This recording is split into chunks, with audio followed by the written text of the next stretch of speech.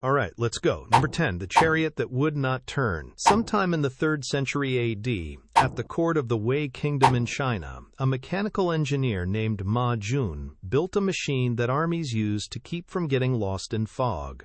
It was called the south-pointing chariot, and by the time the earliest reliable accounts describe it, it was already treated as old and proven technology. A wooden figure stood on top with one arm outstretched, and however the chariot turned, left, right, in circles, that arm kept pointing south. It used no magnet. There was no needle, no lodestone, nothing that responded to the Earth's field at all. Open the mechanism, and the trick is gears, not magic. The wheels on each side drive a set of interlocking gears connected to the post beneath the figure. When the chariot goes straight, the gears cancel each other out, and the figure holds still relative to the ground. When the chariot turns, the outer wheel travels farther and spins faster than the inner one, and the imbalance is fed through the gear train and used to rotate the figure exactly enough to cancel the turn. That is a differential, the same principle that lets a modern car's rear wheels spin at different speeds around a corner. The same idea would not surface in the West for more than 1,000 years. Sit with what that means. Somebody in Han and Three Kingdoms China had worked out, in bronze and wood, a mechanical solution to a problem of relative rotation that requires real geometric reasoning to solve at all. Not a lucky shape. A gear ratio chosen on purpose that performs subtraction in real time as the vehicle moves. The engineer Zhu Chongji rebuilt the device from scratch 2 centuries later, which tells you the original knowledge had already been lost once and had to be reasoned out again from nothing. No original south-pointing chariot survives. Wood and bronze gearing in daily military use does not last 2,000 years, and every chariot we can examine today is a modern reconstruction built from written descriptions. What survives is the idea, sitting quietly in old court records, waiting for someone to realize that an army walking through fog was once led by a machine that solved a calculus problem with every turn of its wheels. Number 9. The pillar that refused to rust. In the Qutb complex in Delhi stands a column of solid iron over 7 meters tall and weighing about 6 tons, raised around 402 AD under the Gupta king Chandragupta II. It has stood in the open air through 16 centuries of monsoon and heat, and it has never rusted. Not flaked, not pitted, not weakened.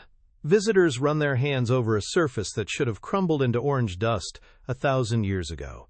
For decades, that fact got filed under unsolvable. Then the metallurgist R. Balasubramaniam and his colleagues at IIT Kanpur took the pillar apart chemically instead of mystically. The iron carries an unusually high concentration of phosphorus, up to about 0.11%, left behind because the ancient smiths never added lime to the smelting process the way later ironworkers would. That phosphorus acts as a catalyst. Under Delhi's specific rhythm of intense wet monsoons followed by long dry heat, it helps a thin amorphous layer form on the surface, a compound of iron, oxygen, and hydrogen that researchers now call misawhite. That layer does not flake away like ordinary rust. It seals the metal beneath it and gets tougher with every wet-dry cycle instead of weaker. The team tested it. They forged fresh iron with phosphorus levels matched to the pillar, exposed it to the same wetting and drying pattern, and watched the same protective skin start to form. No lost super technology was required. Just a specific impurity, deliberately or accidentally never filtered out, meeting a specific climate for 1,600 years running. Which leaves a stranger question than the one everyone started with. The smiths who cast this pillar were not chasing rust resistance. There is no ancient text that says keep the lime out, add phosphorus, wait for the rain. They were following a smelting method handed down by hand and by eye, generation to generation, and it happened to produce a chemistry nobody could explain until 21st century electron microscopes went looking for it. The pillar was never magic. It was a recipe followed faithfully for 16 centuries by people who never knew what they had gotten right. Number 8. The cup that changes color. In the British Museum sits a Roman drinking vessel carved from a single blank of glass, cut down into a cage of vines and figures wrapped around Lycurgus, the mythical king strangled by grapevines. Made in the 4th century and donated to the museum in 1958, it looks jade green when light falls on it from the front. Light a lamp inside it, or shine light through it from behind, and the same glass turns a deep, glowing red. No dye does that. No pigment on Earth changes color, depending on which direction the light is traveling. The answer, when scientists finally looked closely enough, was inside the glass itself. Nanoparticles of gold and silver alloy, in a ratio of roughly 7 parts silver to 3 parts gold, with about 10% copper mixed in, each particle somewhere between 50 and 100 nanometers across, roughly 1,000 times thinner than a human hair. At that scale, metal stops behaving like metal and starts scattering and absorbing specific wavelengths of light depending on the angle it arrives from. That is the same physical principle modern engineers now use in some medical sensors and security inks. Here is the part worth sitting with. The particle sizes in the cup are not random. They sit inside a narrow enough range that the color-shifting effect works reliably, which means whoever made this glass was controlling something they could not see, could not measure, and had no theory for. No microscope existed that could show them a 50-nanometer particle. Electron microscopy would not exist for another 1,600 years. And yet the batch came out consistent enough that the cup does what it does every single time light passes through it. It is the only complete example of this kind of dichroic Roman glass ever found intact. Whatever workshop produced it either stumbled onto the recipe once, by an accident nobody could repeat, or held a controlled process precise enough to hit a nanoparticle window blind, by hand, over an open furnace and never wrote down how. Number 7. The caves nobody remembers digging. In 1992, farmers near Longyu in China's Zhejiang province began draining a set of ponds that, as far as anyone alive knew, had always just been ponds. As the water dropped, ceilings appeared. Beneath the water sat enormous man-made caverns, carved entirely out of solid rock. Further work uncovered 24 of them in total, chambers ranging from 18 to 34 meters wide and 8 to 18 meters high, with slanted roofs and load-bearing pillars left standing in the stone, all of it cut by hand. The volume removed to create this space is estimated at close to 1 million cubic meters of rock.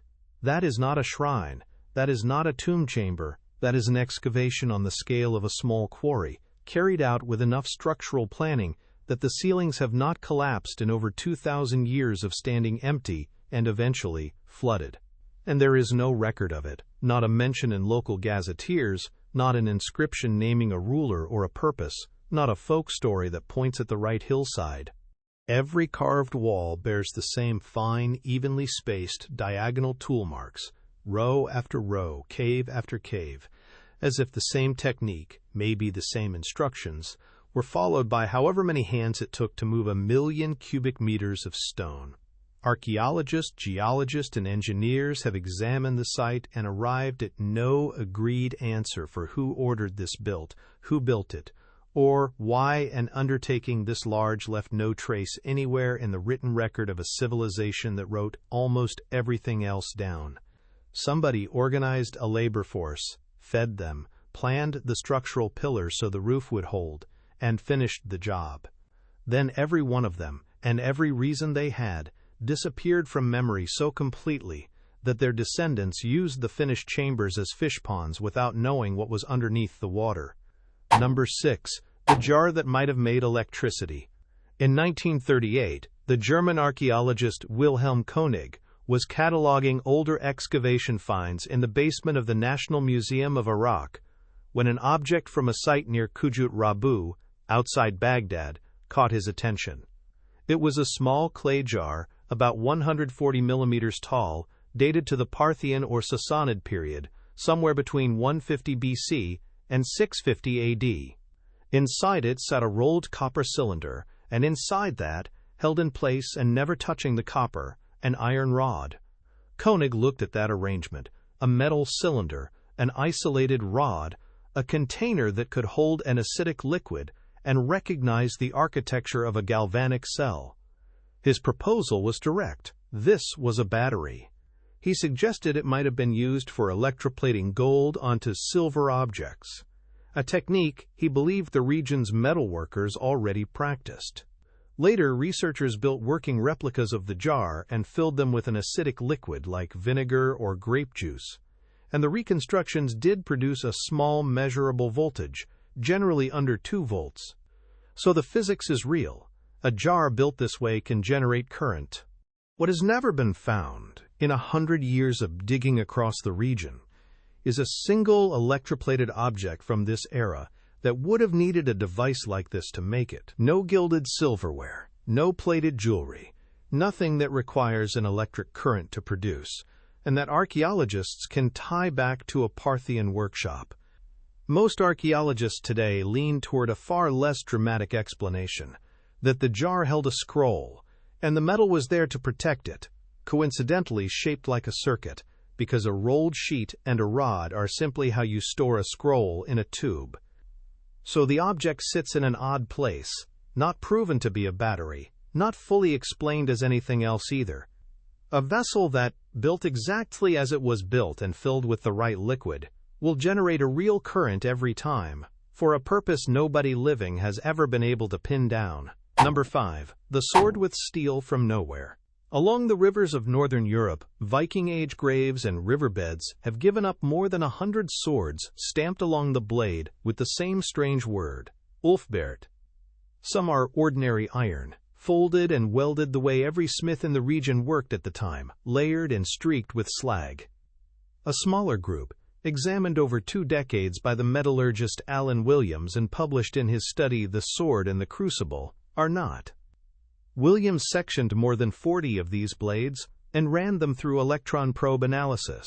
The genuine group, marked with a specific version of the inscription, ULFBRH+T, came back as crucible steel, carbon content sitting steady around 1 to 1.1% all the way through the blade, almost no slag, none of the welded, uneven bloom iron layering that every other European smith of the period was stuck producing. It is a uniform, high-purity steel that European furnaces of the Viking Age were not capable of making.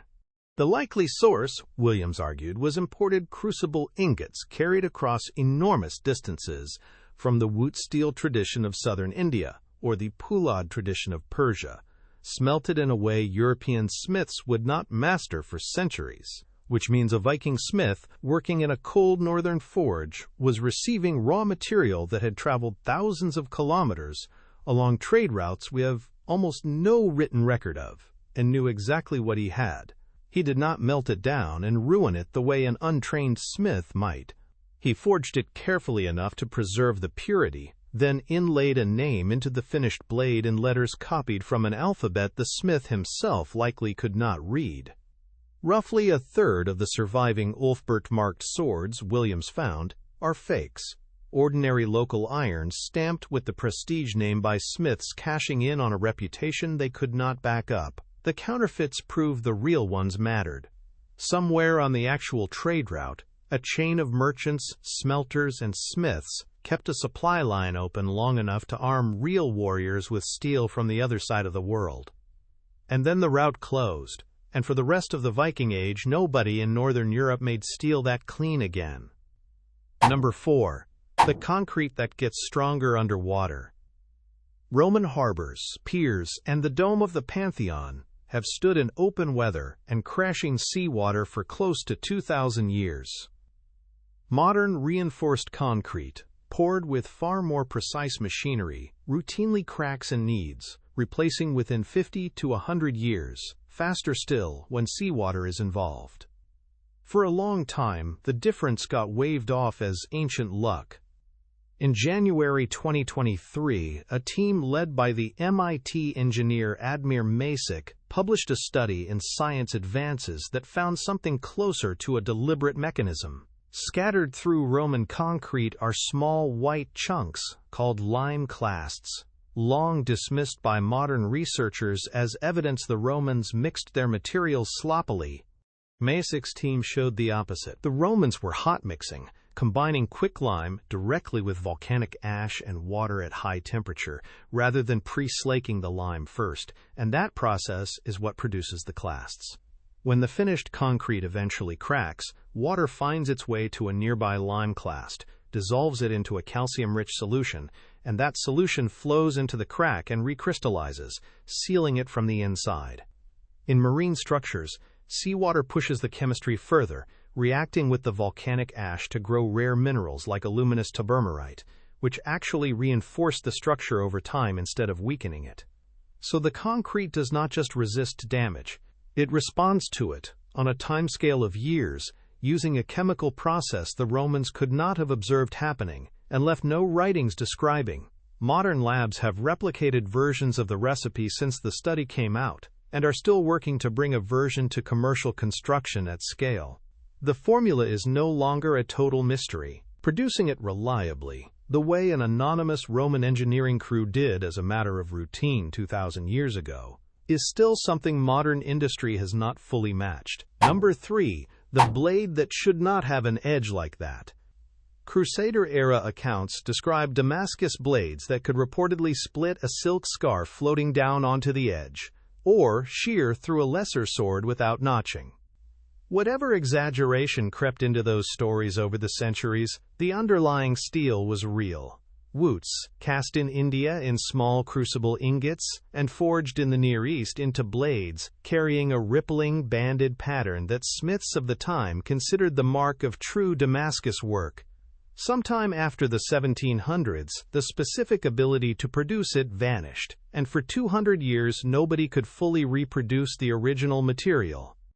In 2006, the physicist Peter Paufler and his team at the Technical University of Dresden dissolved a fragment of a 17th-century Damascus saber in acid to strip away a mineral called cementite that forms naturally in the steel.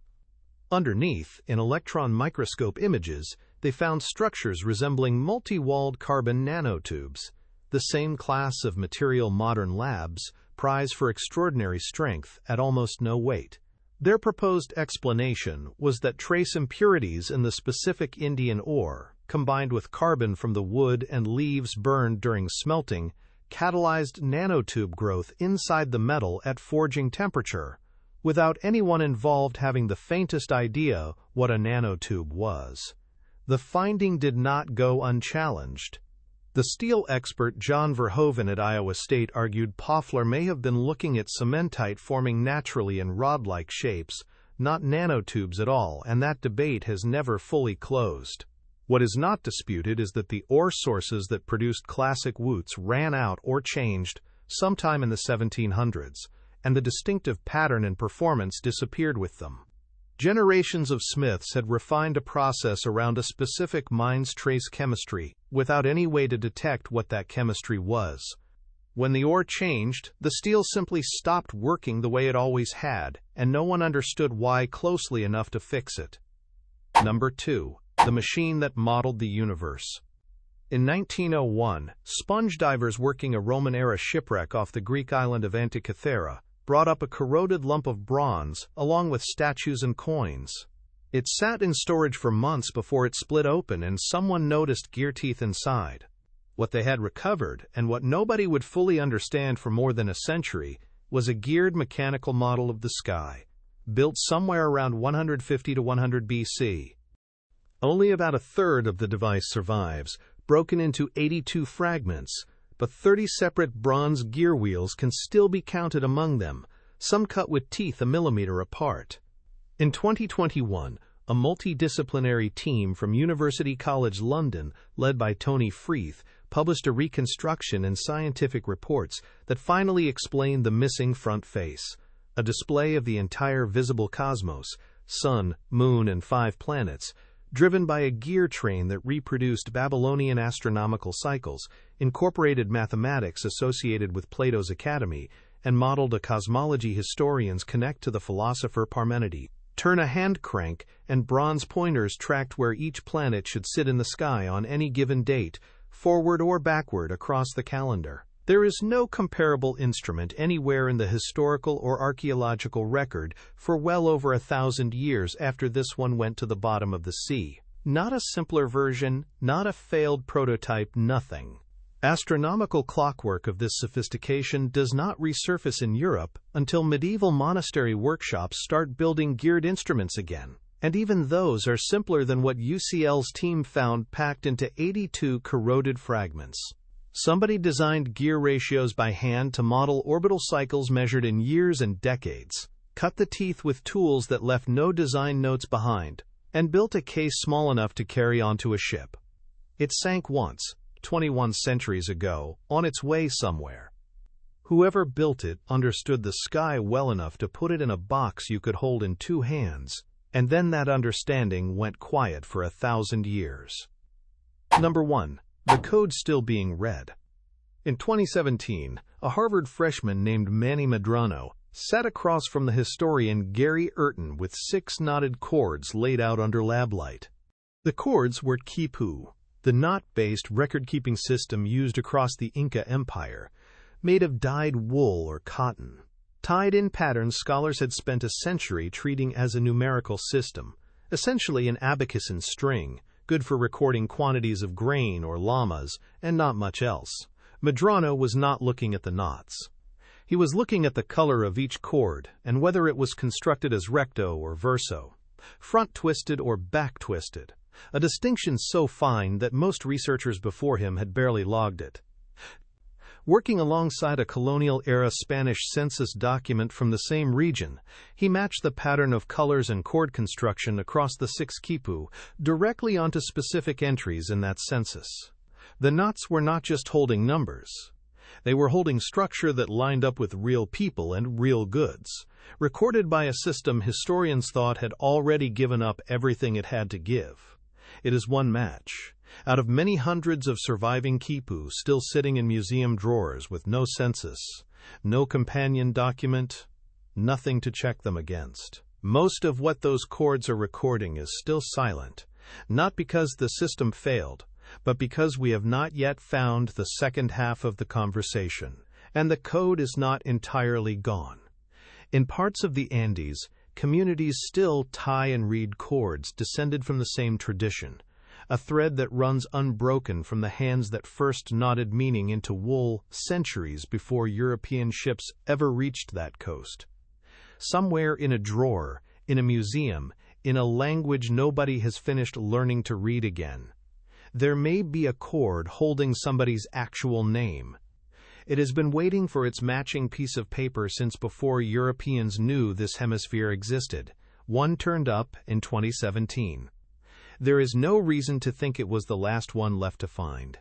If you want to see more videos like this, click the video on screen now and make sure to subscribe.